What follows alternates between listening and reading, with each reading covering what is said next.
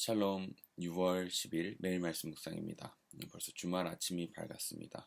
하나님께서 이 아침에 저희에게 한 주간 동안 쌓였던 모든 피로와 걱정과 근심과 수고를 다 담당하시고 새로운 쉼을 주시는 이 아침 되시길 소망합니다.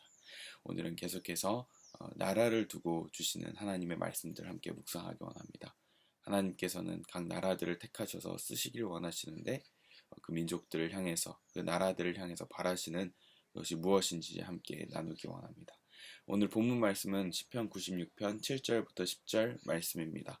제가 봉독하겠습니다. 만방의 민족들아 주님을 찬양하여라. 주님의 영광과 권능을 찬양하여라. 주님의 이름에 어울리는 영광을 주님께 돌려라. 예물을 들고 성전 뜰로 들어가거라. 거룩한 옷을 입고 주님께 경배하여라. 온 땅아 그 앞에서 떨어라. 모든 나라에 이르기를 주님께서 다스리시니 세계는 굳게 서서 흔들리지 않는다. 주님이 만민을 공정하게 판결하신다 하여라. 아멘. 우리 대한민국을 보면 떠오르는 많은 이미지들이 있죠. 긍정적인 이미지, 부정적인 이미지들이 다 있는 것 같습니다.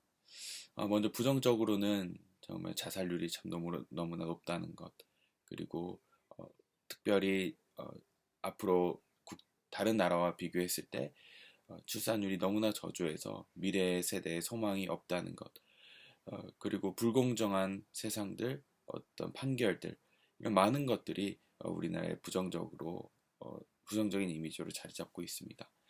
또 긍정적으로는 우리나라의 민족성이나 그 사람들의 어떤 성품을 보면 개인으로 봤을 땐 세계 어느 민족의 어느 나라에 가더라도 볼 수 없는 장면들이 많이 있죠. 대표적으로는 길거리에 잃어버린 물건을 놓고 가면은 사람들이 그것을 주워다 찾아준다는 것입니다.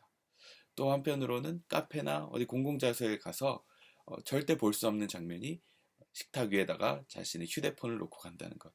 그것은 자기 자리를 맞는 것이 표시이지만 외국에서는 상상도 못한다고 합니다. 왜냐하면은 외국 사람들은 귀중품이 책상이나 어떤 테이블 위에 올려져 있으면 그것을 당연히 가져가고 없어진다고 하죠.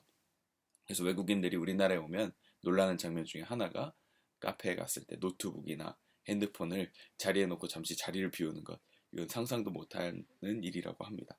그만큼 우리나라 이제 대한민국의 우리 형제 자매들은 그렇게 공공장소에서 질서를 중요하게 생각하고 그 남의 것들에 대해서 손대지 않는 그런 모습들, 이런 것을 보면은 참으로 마음이 여전히 양심이 살아있고 남을 배려하고픈 마음이 여전히 있다는 것, 그런 희망을 볼 수 있는 장면인 것 같습니다. 이런 장점과 단점이 특수한 어떤 특징이 있는 우리 대한민국 한민족의 특징이 있는데요. 특별히 하나님께서는 이 나라를 생각하실 때 무엇을 바라고 계시는지 한번 생각해 보았으면 좋겠습니다.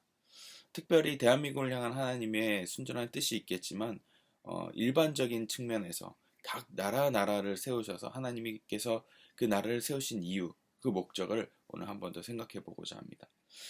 오늘 본문 말씀을 보면 만방의 민족들아 주님을 찬양하여라 이야기하고 있습니다. 이것은 무슨 말이냐면 하나님께서는 각 민족을 향해서 세우신 그 민족을 하나님께 직접 세우셨다는 것입니다. 고유한 특징과 그리고 고유한 뜻을 가지고 하나님께서 그 민족들을 세우셨다는 것입니다. 그리고 그 민족들이 주님을 찬양하기를 기뻐하신다는 것을 오늘 알 수 있습니다. 그런데 특별히 어떤 찬양의 내용을 우리가 드려야 할까요?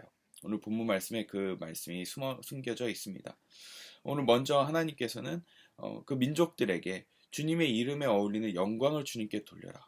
예물을 들고 성전 뜰로 들어가거라. 거룩한 옷을 입어라. 주님께 경배하여라. 그 앞에서 떨어야 한다. 이렇게 이야기하고 있습니다. 이것은 우리 개인의 예배와 별반 다르지 않습니다. 이 민족들을 향해서도 하나님께서 그 민족 모두가 한 마음으로 주님을 경배하기를 원하시는데 이것은 한 개인이 드리는 예배도 하나님께서 받으시지만 한 집단으로서 교회 공동체뿐만 아니라 한 민족 단위로서 하나님을 경배하는 것을 바라고 계신다는 것입니다.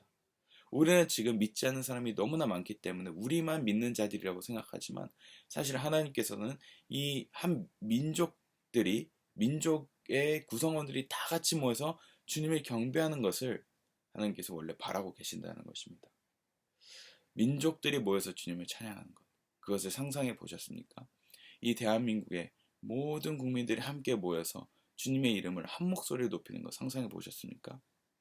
사실은 이것은 하나님께서 예정하신 일입니다. 하나님께서 마지막 때에 주님 앞에 모든 민족들이 모였을 때, 하나님 나라 앞에 모든 백성들이 모였을 때 각 민족별로 주님을 높이는 것을 하나님께서 계획하셨을 것입니다. 그것을 하나님께서 예비해 놓으셨을 것입니다. 그러므로 우리 이 민족이 주님을 경배하는 것을 우리는 상상하고 꿈꾸고 그것을 향해서 전진해야 합니다. 더 나아가서는 우리가 온 열방이 주님을 찬양하는 것을 보아야 하지만 우리 민족이, 한 민족이, 이 대한민국 국민들이 다 같이 모여서 주님을 경배하는 것을 상상하면서 나아가야 할 것입니다. 요즘에는 우리나라 가운데 우리나라에서 기독교에 대한 이미지가 너무나 땅에 떨어졌기 때문에 이런 것들 상상할 수조차 없지만 우리는 그럼에도 기도해야 합니다.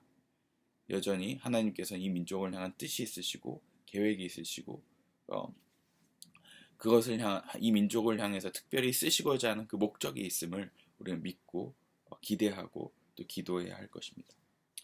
그렇다면 이 민족들을 향해서 일반적으로 하나님께서 바라시는 그 예배 의 내용은 무엇일까요? 무엇을 경배해야 할까요?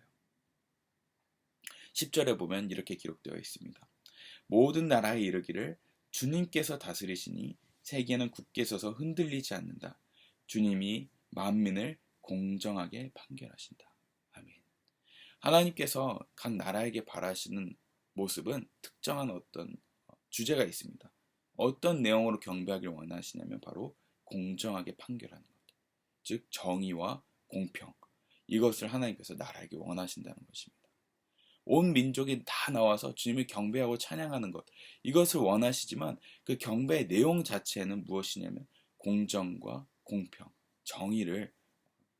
정의롭게 살아가는 것을, 그것을 하나님께서 찬양으로 받으신다는 것입니다.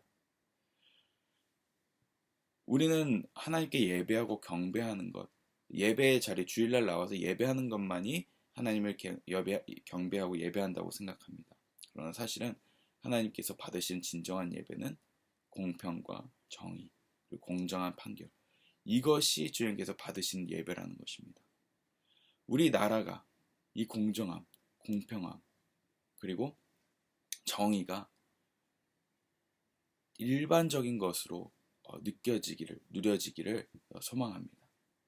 더 이상 불공정함이 없고 차별이 없고 그리고 어떤 이념이나 여러 갈등에 의해서 주장되는 어떤 판결이 생기는 것이 아니라 정말 그 공정함으로, 공평함으로 모든 판결이 일어나고 그리고 모든 정책들이 결정되는 그런 나라가 되기를 소망합니다. 너무나 유명한 말씀이 있죠. 아모스 5장에 보면 정의와 공평에 대한 말씀이 기록되어 있습니다.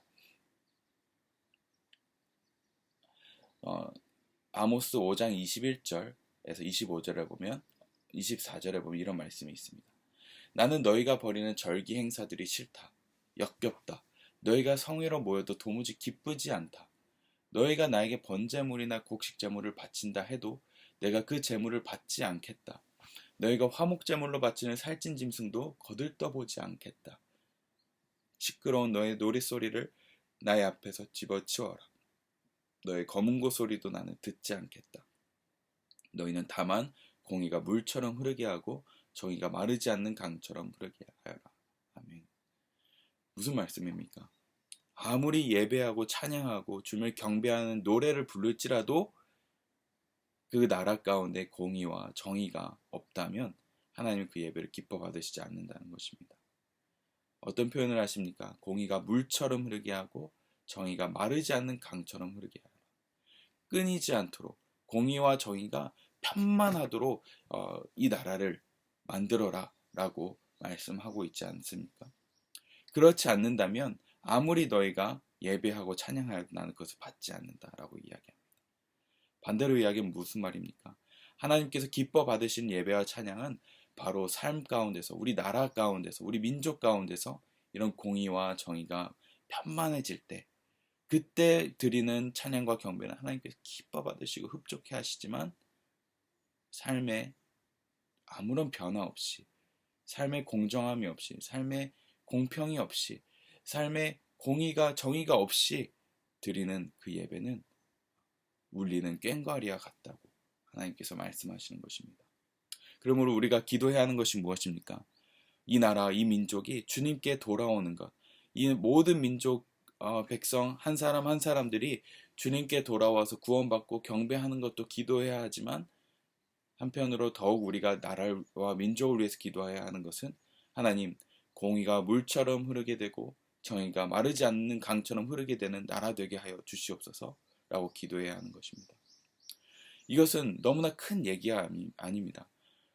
정치 지도자들을 보면 정말 답답하고, 판결들을 보면 정말 억울한 판결들이 너무나 많지만, 그것을 보고 우리가 비판하고 단순히 안주거리로 삼는 그런 내용으로 삼는 것이 아니라, 우리가 스스로가 우리의 삶에서 내가 어떻게 하면 공의롭게 살 수 있을까, 정의롭게 살 수 있을까 라고 고민해야 할 것입니다. 하나님께서 바라시는 공의와 정의가 무엇입니까?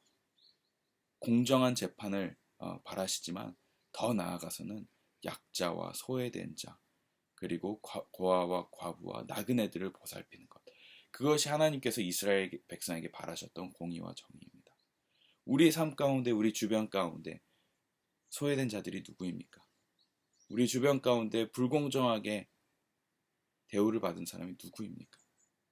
그 사람들을 우리가 보살피고, 그리고 그 사람들에게 정의롭게 대우받을 수 있도록 우리가 목소리를 내고 우리가 힘써주는 것, 그것이 우리 나라의, 우리 민족의 공의와 정의가 흐르는 그 첫 발걸음이 되지 않겠습니까? 우리 삶 가운데, 우리 주변 가운데 그런 어려운 자들이 있으면 먼저 우리의 마음을 쏟아주고, 우리의 마음을 주고, 그리고 또 그들에게 정말 공정한 것이 일어나도록, 공의가 그들의 삶 가운데 펼쳐지도록 우리가 돕고 애써야 할 것입니다. 오늘 이 시간, 이 주말 아침, 여러분 일주일 동안 살아가면서 외면했던 소외된 자들이 있다면 다시 기억하셔서 그들을 다시 한번 기억하고 연락하고 또 챙기는 그런 주말 아침 되시길 소망합니다. 기도하겠습니다. 하나님, 온 민족을 다스리시는 그 하나님께서 우리 한 사람 한 사람, 이 개인 개인을 사랑하시고 또 택하여 주시면 감사드립니다. 하나님, 그 거대하신 주님의 그 세계 경영 아래서 우리 한 사람 한 사람이 택함 받았습니다. 하나님께서 공의가 강물처럼, 정의가 마르지 않는 강처럼 흐르게 하라고 하셨는데, 하나님, 우리의 삶 가운데 그것이 너무나 커서, 너무나 큰 과제여서 생각지도 못하고 있었습니다. 그러나 주님, 오늘 이 시간 하나님께서 받으시는 경배와 하나님께서 받으신 예배는 우리의 삶 가운데서 그 공의를 실천하는 것이니, 하나님, 우리가 잊었던 소외된 자들, 소외된 부분들 있다면 하나님, 그 자들을, 그런 부분들을 우리가 챙기고 또 더 마음 쓰는 그런 시간 될 수 있도록 인도하여 주시옵소서. 예수님께서 그러하셨던 것처럼, 십자가 지셨던 것처럼 우리 또한 그렇게 낮은 곳으로 내려가 섬기고 사랑하고 베풀고 치유하는 그런 역사 있게 하여 주시옵소서. 감사드리며 예수님 이름으로 기도합니다. 아멘.